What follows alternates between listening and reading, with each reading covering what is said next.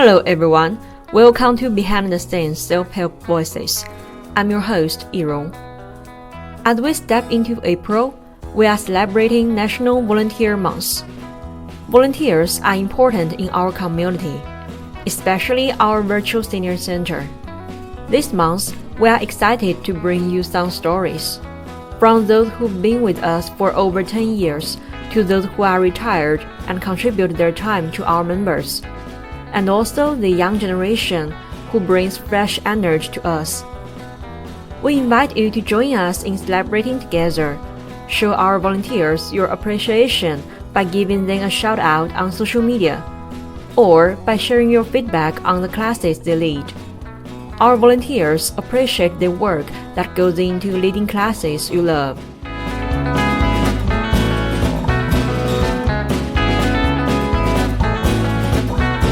So our guest today is Ken Norton. He has been with Virtual Senior Center for 10 years since March 2014, and he teaches our members rock, blues, folk, and jazz music.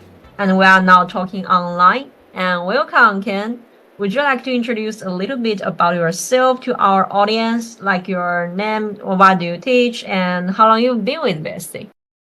Sure, I'd be happy to. Thanks, Sarong, for having me, and thanks to all those listening to this. My name is Ken Knowlton. I teach, as she mentioned, a music program here, and have been doing so for about 10 years. And that music program really covers a wide variety of material from, sort of the 40s, 30s, 40s, 50s, the American Songbook era, show tunes, up through folk, rock, jazz, etc. So it's pretty wide-ranging. And I currently actually work for myself. Besides the music that I do with VSC, I work for myself, basically, now after many years working in corporate America. Got it. That's pretty impressive through your introduction. Like, when Camilla told me that you've been with us for 10 years, and I was very surprised because since 2014, you've been with VSC. How can people insist on one thing for such a long time? I think it might be a true and very pure passion. How did you initially come to volunteer here, and why do you insist on it for 10 years? Well, I initially learned about the Virtual Senior Center program, Selfhelp, through an organization that I have belonged to for about 12 years, which is called Musicians on Call. And Musicians on Call is a nonprofit that was started in New York City and is now nationwide about 20 plus years ago.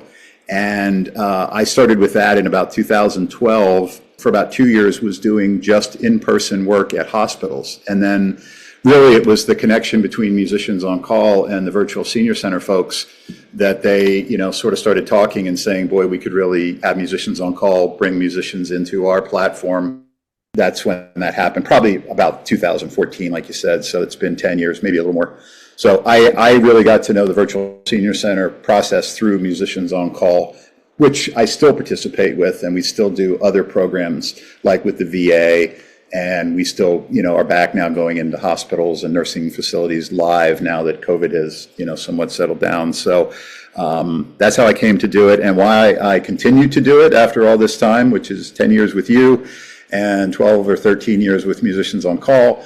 You said it perfectly. It is just such a passion, and I get so much out of it because I get to do something I love and bring some joy, and it brings me equally as much joy to do it. So I'll be doing as long as I can. That's a very long-term interest. It really surprises me. You insist on teaching music and playing music for 10 years, and you continue to do it at this thing. I hope our audience can feel this passion through our talk. So can you tell us what your preparation process is and what impresses you most when you are teaching this class?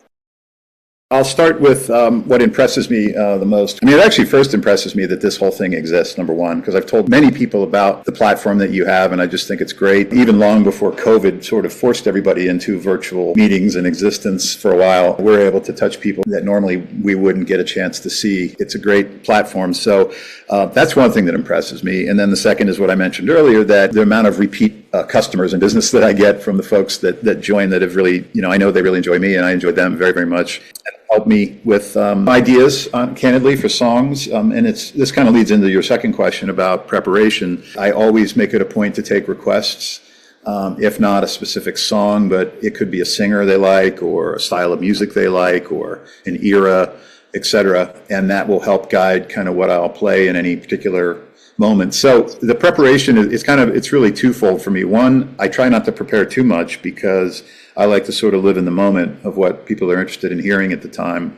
But with that, I also like to take requests and I get ideas from people of what they like, because it helps me expand my own music vocabulary, right? So they'll request a certain song, Yes. and it'll lead me to the next time I do it, like preparing for it. So I had a rule that every time I did a program, I would have at least one new song to play. So I did for instance, I did a program on Friday evening, just this past Friday, and I had a song prepared that I did that was brand new. I think interesting to the folks. I want to stay fresh. The members of the Senior Center are the ones that keep me fresh, their responses to my asks for requests and things like that. So yeah, it's really a two-way. I totally understand. And you talk a lot about how you choose the songs and how you bring the fresh feelings to the members. Can I know which type of music our members like most through your class? Yeah, I would say that American songs of the American Songbook, what we also can call standards. And they're called that just because they're standards because they've just been played a whole bunch. They're great songs that have been covered by many, many people. That would also overlap into what is sometimes referred to as show tunes. So songs that were hits that came out of Broadway shows, for instance.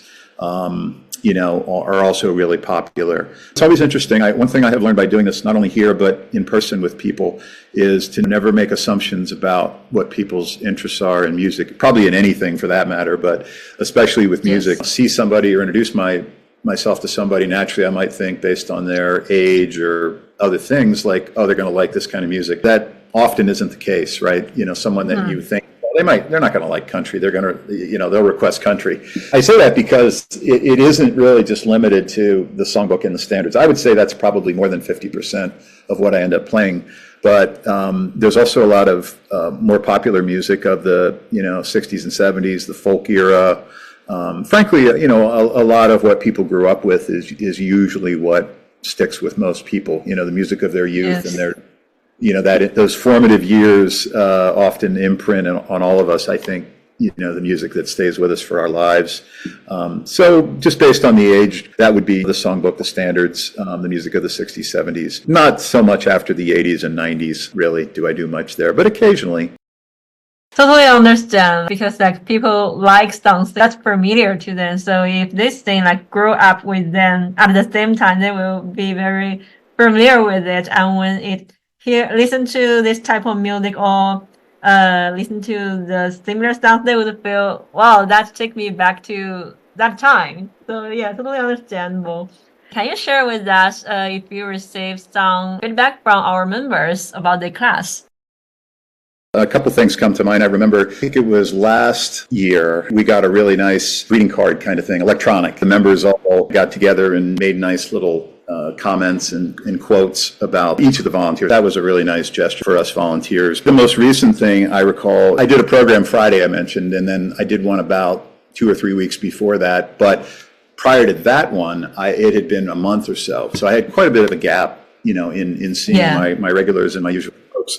And so they were all very pleasantly surprised to see I was back, and they said, "We want more of you. We need more of you on this. How do we do that?" I said, "Well, that's the nicest compliment I could get, right? Is to want to hear more of what I do." And I said, "Reach out to Carmel or reach out to the staff. How do we get more of me or anybody else that you want to hear from my org or anywhere?" How the audience reacts makes a lot of difference in how we play and how our mood is when we're playing. Whether it's more reserved or more engaging, it just is natural. That's so heartwarming.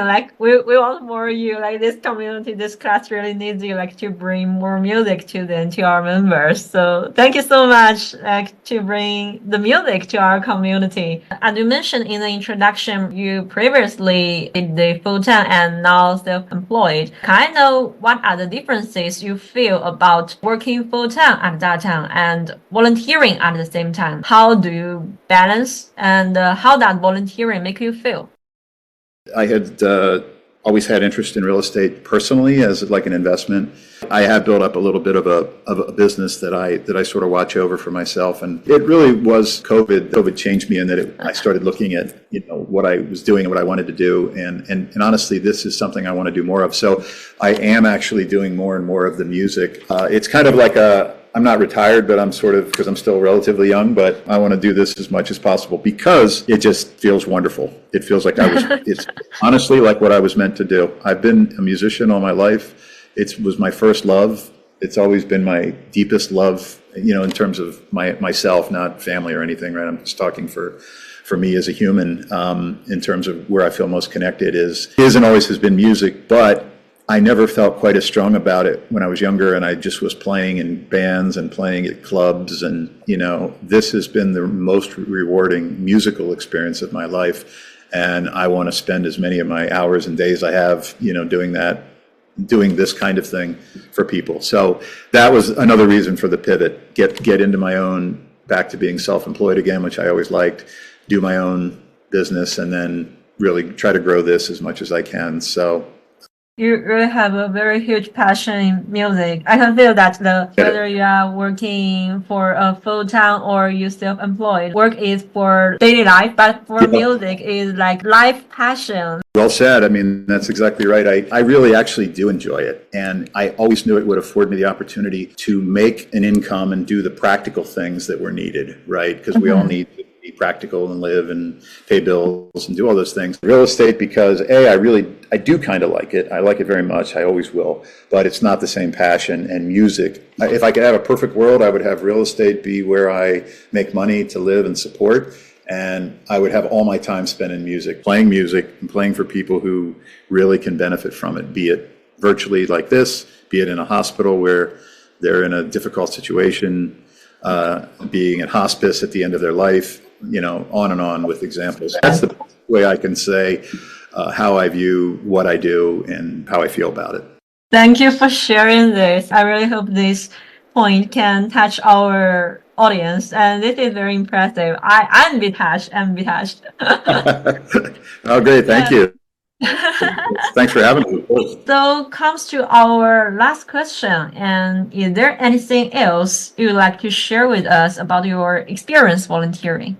I think I've covered most everything, but let me end with this, which is always a bit of at first I always think it's kind of a strange thing to say, but I really don't think it's strange at all. And that is that I think if we're really, kind of candid with ourselves, we all have to get something out of what we do, right? I mean, and so I'm always very kind of cognizant of like, how much am I getting out of this versus how much am I giving? But I've always felt that for me, the last 12 years, 10 years with VSC, 12 years total of doing this is really one of the rare win-wins that I have in my life. Like, I don't think anybody is getting hurt, right? There's no one side getting more than the other, both sides are getting something. And I always say that this has been great for me because of how it makes me feel, right? And it connects with this deeper thing I've always had and this love. And so, yeah, there's no doubt that selfishly I get an awful lot. I started talking today about that very topic, that I get so much out of this. But I guess what I'll expand upon is that specifically musically, what I've gotten out of it is from meeting the people that I've met, through the years. The fact that I sort of am open to requests and what people are interested in has completely expanded and changed my musical knowledge and vocabulary. And so I'm really thankful on just a pure sort of, skill set level, what things like this do for me as a musician. It's just completely opened up my mind to songs like, I'm playing songs from the 1930s. I mean, I would have never done that, had I not gotten involved in a program like this. And I've come to now find that I like playing that stuff more than anything else I've ever played in my life, So it's really, it's just, I guess what I'm saying, it's such a great thing for me personally. It's been a blessing to have it for how it makes me feel, what it does for my soul. And how I can express, but also, just really from a technical, musical standpoint, how it's just expanded my abilities. And I think discipline, that the things that we've been given to do is a little bit of responsibility. It's sort of my job and discipline to really develop it and invest in it, and because it will bear unbelievable fruit. And I think this is probably the best example I have of how I've invested in it. I've learned so much more about music through this than I have doing many other things that I've done prior to it. So That would be my Yes. final thought. Thank you. Thank you for sharing this final thought. Like members have your music and you have something from our members. And I think that's a very great relationship and in this community and also in this connection. So thank you for bringing your stories. Yes, thank you so much, Ken, like for joining me and also recording this episode together. And these are all very attractive stories. Also, thank you so much for bringing passion of music and so many intriguing stories from the community to us to share with our audience. And again, I can feel volunteering really means a lot to you and also encourage you. And hopefully our audience can also feel it as well. So I guess this is the end of the episode, and I hope you enjoy your day and have more interest in learning volunteer stories in April. So see you next time. Sounds good. Thank you, Ron. Thanks for having me. Thank you for listening. If you're interested in any topics, you can leave a comment or find us on Instagram, Facebook, LinkedIn, TikTok, and Twitter. Don't forget to subscribe to our channel. Hope you all have a great day, and we'll see you next time.